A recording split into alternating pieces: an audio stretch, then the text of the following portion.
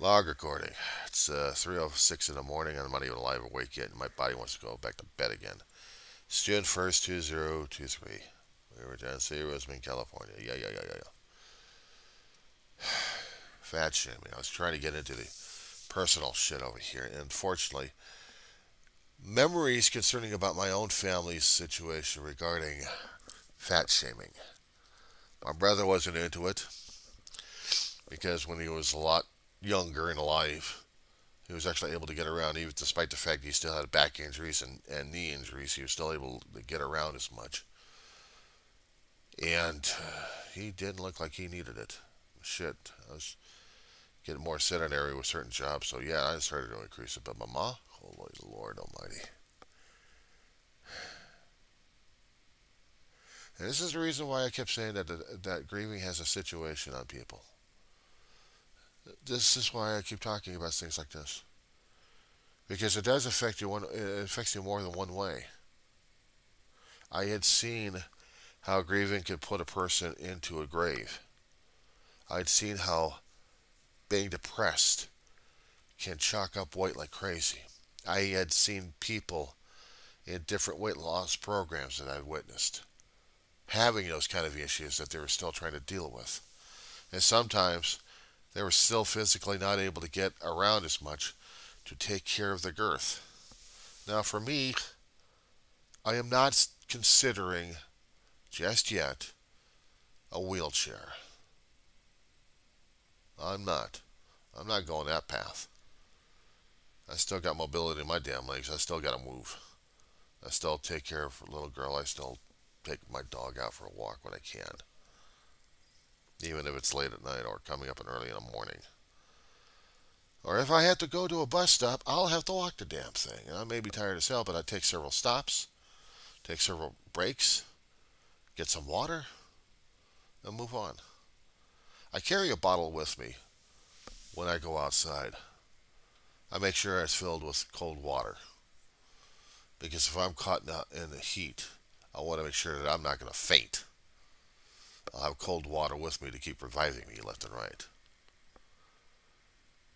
And if it's early in the morning, well, I will carry a jug of coffee, but I'll also carry some liquids with me in different jugs, so I can carry them with me and get them filled up when I need to. Sometimes I'll have to go to the store and get the liquids there. I have to. If I'm going to be traveling, I want to make sure that I'm going to be well taken care of and well hydrated. Which means I still need to get off my dead ass and get outside and walk a little bit. I hate when I'm fat shamed one way or another, and it makes me embarrassed as hell because now I am not what people want me to be. They get charged an extra money for an airline seat if I'm going to be going on a damn plane. And it's been decades since I've been on one, and I was skinny enough to fit into one seat. These days, I don't even want to get on a damn aircraft. I don't want to be part of a spam in a can. If I'm going to be part of a spam in a can, it's going to be going through places. I'd rather be on a train or a bus. Now, the thing is concerning about buses, even in the local transits or even with the transit we got coming from like Mojave all the way to Lancaster, the express buses have some adequate room for maybe one or two large people in their bench seats. But then again, you got to get past the people in the center aisle on that one. And their handicap seats are not exactly all that comfortable, but they're fold down benches. They have to have enough room to have the mech chairs coming in there, or scooters or whatever. They have to have the room for those. So the benches have to be folded up.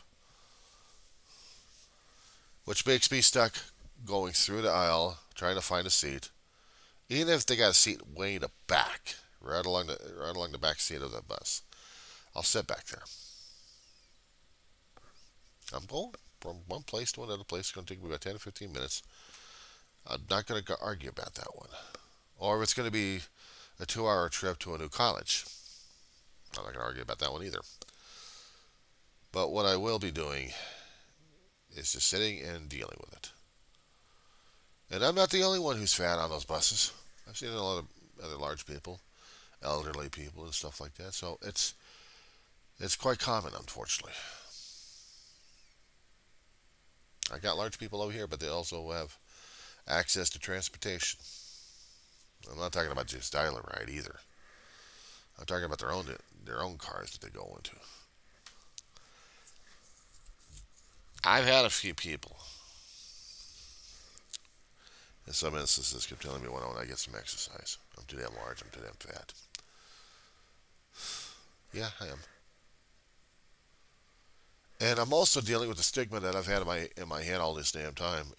I've seen other people go through the stigma growing up. That you're constantly eating to maintain that girth and that weight. And it still makes me question how much food intake I'm taking per meal.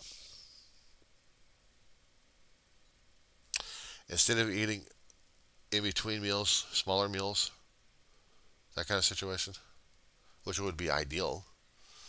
I still got to get a pallet full of peanuts to do that because I need a roughage, and if I can chew the peanuts, I can use those. Salads, I still need, but they cost a great deal, and they're bitch trying to get out from the liquor store, actually from the grocery stores. And they're charging a lot more over at fast food places when they want to give you those same damn shit, same damn salads. You just pick them up over at Albertsons, local stores. $3 or $4 a salad thing. A bag of spinach, about $3 or $4. Mix it in with something else. Maybe some carrots would be nice. Raisins, nuts, seeds, raisins. Did I say raisins? Probably. A little balsamic vinaigrette.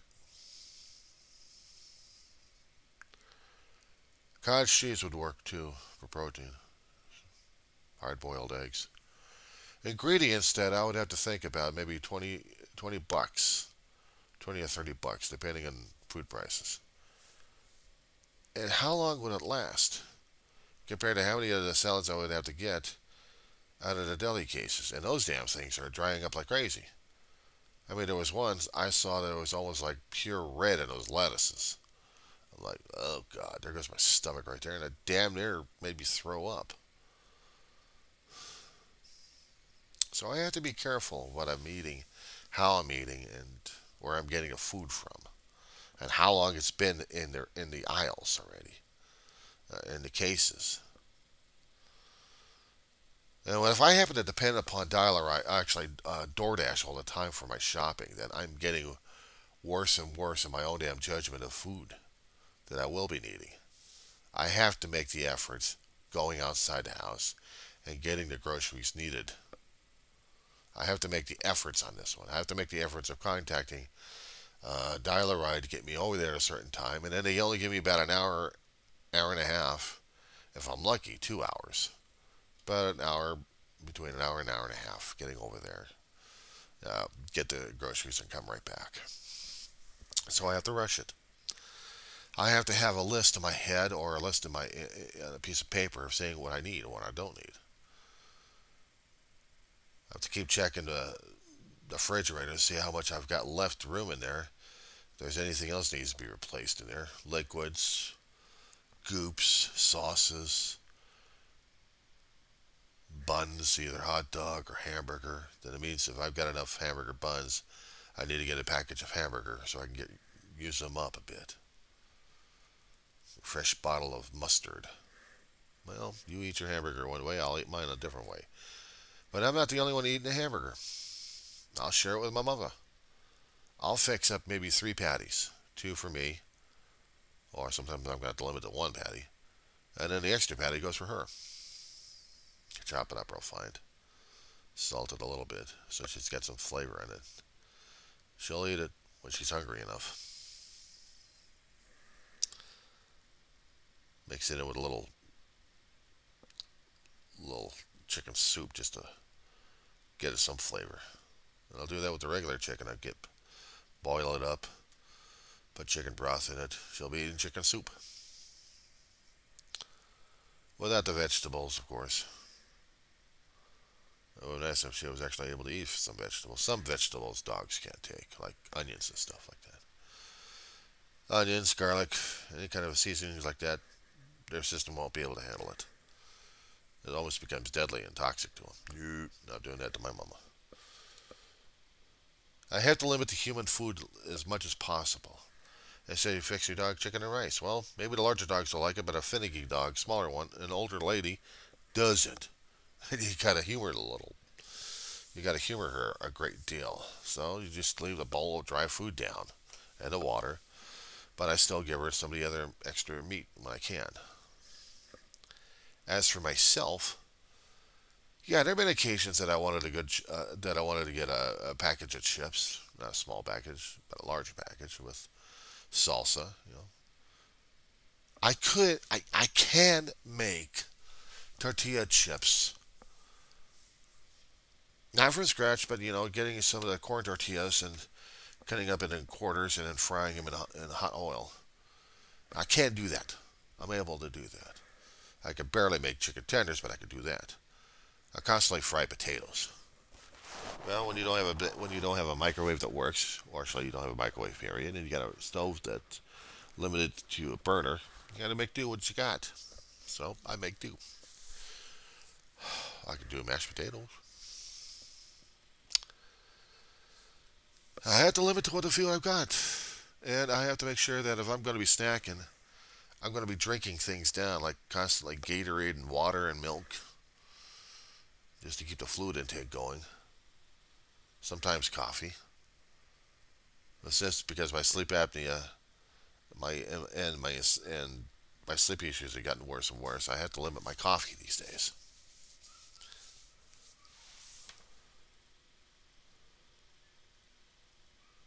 One of the neighbor's dogs is screaming at you again.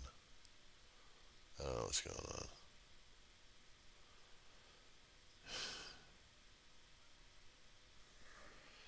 Well, I gotta take my dog out for a walk, but we've had coyotes.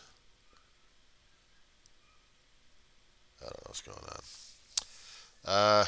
We'll continue this conversation at another time.